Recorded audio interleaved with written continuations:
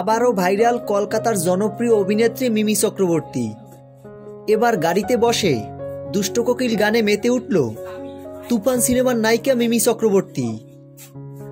সম্প্রতি এমনই একটা ভিডিও প্রকাশিত হয়েছে সামাজিক যোগাযোগ মাধ্যমে, যেখানে ভিডিওতে দেখা যায় তুফান সিনেমার বহুল আলোচিত দুষ্ট কোকিল গানটি খালি গলায় নেচে গিয়ে পুরো মেতে উঠলেন এই অভিনেত্রী।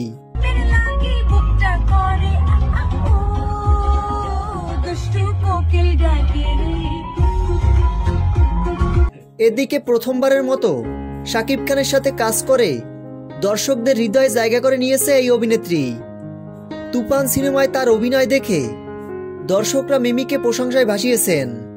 দুষ্ট কোকিল গানটি প্রকাশের পর থেকে জনপ্রিয়তার তুঙ্গে রয়েছে। তো ভিউয়ার্স, তুফান সিনেমাটি আপনারা যারা দেখেছেন ভিডিওর নিচে কমেন্টে জানিয়ে দিন। ভিডিওটি ছিল এই পর্যন্ত। ভিডিওটি ভালো লাগলে একটা লাইক করে দিন। তুফান সিনেমার সকল আপডেট ভিডিও সবার আগে পেতে আমাদের চ্যানেলটি সাবস্ক্রাইব করে আমাদের পাশে থাকুন। ধন্যবাদ।